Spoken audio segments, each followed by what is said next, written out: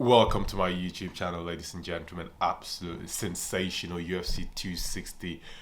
Well, Kamaru Usman versus Colby Covington is targeted for UFC 268 somewhere down around November at Madison Square Garden, ladies and gentlemen. Aren't you excited? The Nigerian Nightmare, Kamaru Usman, will be looking to defend his undisputed UFC welterweight title for the fifth consecutive time. That's just unheard of, to be honest. I mean, the former welterweight champion of the world in Tyron Woodley managed to successfully defend his title 4 times. Once against Darren Till, twice against Stephen Wonderboy Thompson, and once against Damian Maia. Fantastic. George St. Pierre won the UFC welterweight title multiple times. He's defended the belt against the likes of Matt Hughes, BJ Penn, Just Koscheck, Nick Diaz, Carlos Condit. The list just goes on. But Kamaru Usman, the way he's doing it, the way he's defending his title, it's just unparalleled to anything I've seen before. Just incredible, mate. 4 successful title defenses, and obviously retrospectively speaking, he actually won the belt at UFC 235 somewhere around March of 2019, if I'm not mistaken. And then since he won the belt against Tyron Woodley with a dominant performance, I'm talking about a dominant performance.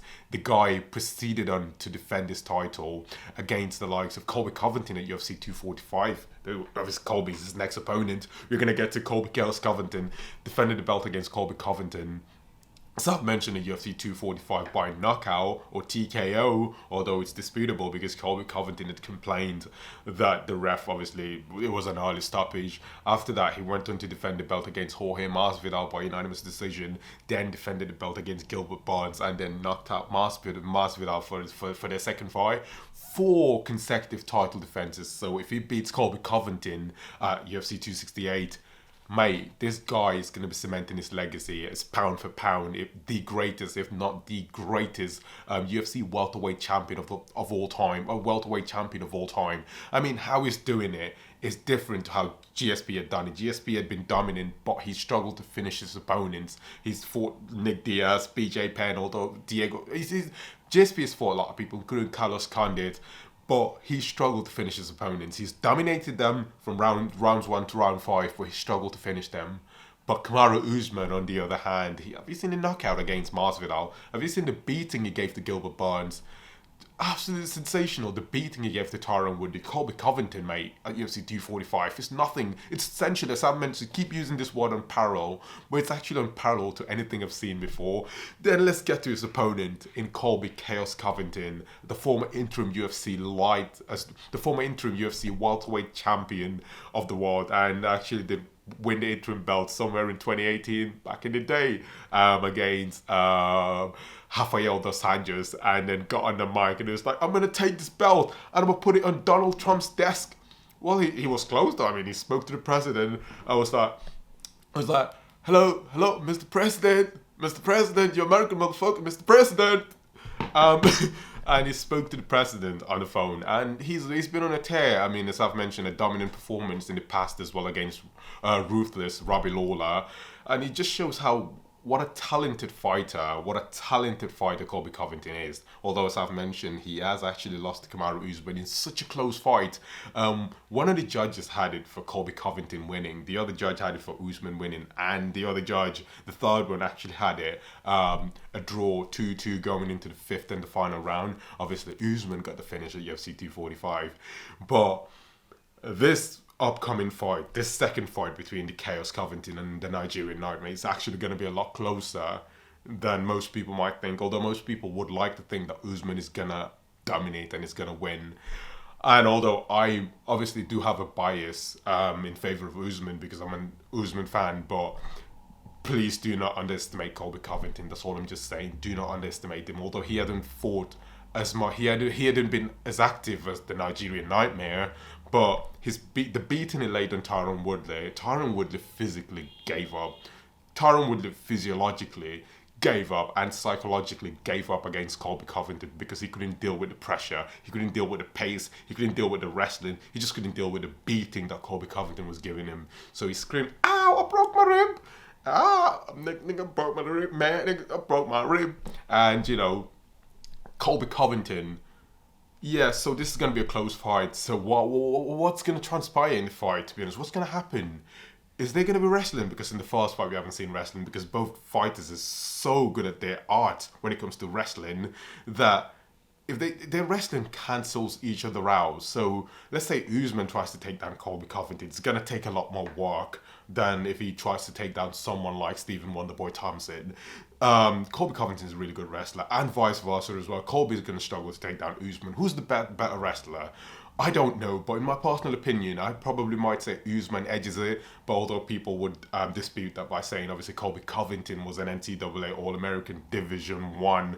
Division 1. So, there's an argument that Colby might be better because he was Division 1 wrestler. Usman was Division 2, but then you could say the same thing about Tyron Woodley, but then Usman dominated him anyway when it comes to wrestling. Usman is mentioned when it comes to mixing these things up. He's the best welterweight on the fucking planet. Bro, this fight is just gonna be so exciting. Oh my god. I don't know, mate. I don't listen, lads. I don't know, mate. I'm speechless. I'm literally speechless. But what I know is, it's gonna be a really good fight. Both fighters equally matched up. But Usman gonna gain the confidence. Probably is gonna gain the upper hand in terms of confidence, and he actually more likely is going to be the favourite going into the fight, to be honest. I mean, he won the first fight by TKO. I mean, that gives him a lot of confidence going into the second fight that since he managed to TKO Colby Covington, he could do it again. Usman doesn't get tired. Colby also doesn't really get tired, to be honest. So who's gonna put more pressure on the other fighter and eventually gets the finish? I don't know. Although, as much as I'm not trying to be biased, I think Usman will be the favourite, but the whole premises of this video is that do not underestimate Colby Covington for this second fight coming up. He's switched up his training camps. He's now training with completely different people. He's left American Top Team because he believes that the place is absolutely toxic. So you respect that. That's a manly, that's a confident, that's a really good decision to make. If you feel like, although even you might be the instigator of the troubles that's going on, I don't know what's going on. I know there's beef between Masvidal, Colby, and Dustin Poirier, and Colby has insulted a lot of people at the American Top Team, but we don't know the backstory. We're just making assumptions or presumptions based on what other people have said. But Colby Covington, though, he made the rational decision to leave American Top Team because it's a toxic environment for him, which is amazing, to be honest. Kamaru Usman has left. Obviously, it's not the Black Zillions anymore. They call them the Black Zillions. But Henry Hooves' team, basically, he's left that team. And obviously, primarily because of this fight against Gilbert Burns. Gilbert had to train there. Usman left and went to Colorado to train with Justin Gaethje, Rose Namajunas, and Trevor Whitman, of course, which was actually which basically was helpful for Usman, to be honest. You can see that his boxing, his kickboxing has actually improved incrementally. His jab is like Usman's jab is probably the best at the moment in MMA. His jab is literally the best at His jab is literally the best in MMA at the moment, 100%. I'll bet money. Tell me if you disagree that. Do you think there's someone else in mixed martial arts today who has a better jab than Kamaru Usman? Absolutely not. He sets everything up behind that jab. I'm talking about everything is set up behind that jab. So Kamaru Usman, Colby Covington, I believe 100% that Kamaru, the Nigerian Nightmare, Usman is going to be the favourite going into the fight. That is just undisputable. I think we can all accept that. But then the problem becomes when people try to underestimate Colby Covington, because I've seen Josh Thompson, the former UFC lightweight contender, and the referee, obviously this guy John McCarthy, talk about how Colby doesn't stand a chance against Kamaru Usman. Although their reasons was actually really valid, to be honest.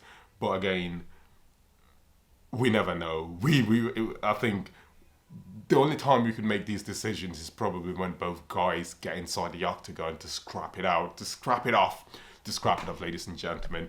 So, Usman is going to be the favourite. Usman has been more active than Colby Covington. Usman has been more active than Colby Covington, excuse me, ladies and gentlemen. But Colby Covington is training really hard. He's working really hard. So is Kamaru Usman. Who have you got winning though? UFC 268. Colby Covington, from the American man, the proud American, or like the Nigerian Nightmare, Kamaru Usman, Marty from Nebraska. I would really appreciate that. Put it in the comment sections, obviously. Make sure to like, comment, and subscribe as well on this channel. Make sure you turn on your notification bells because it's actually very important for me, to be honest. As a YouTube person starting on YouTube, to be honest, because how the YouTube algorithm works is that it pushes content based on like the reactions the content primarily gets from the audience. Obviously, people watching the content. So if there's a lot of dislikes, for example, YouTube is more inclined not to push the content because obviously they want more people to watch YouTube and leave a good reaction to the videos and all of that. So yeah, but so just be nice, thankful, not thankful, but just be nice, comment, subscribe, and like as well. Make sure to turn on your notification bells as well, to be honest, because mate, COVID is gone. So I keep talking about this, but COVID is gone. Not many people even wear masks anymore. Anyways, ladies and gentlemen, I appreciate the time, appreciate the support as well. And until next time, ladies and gentlemen, have yourselves a fantastic day.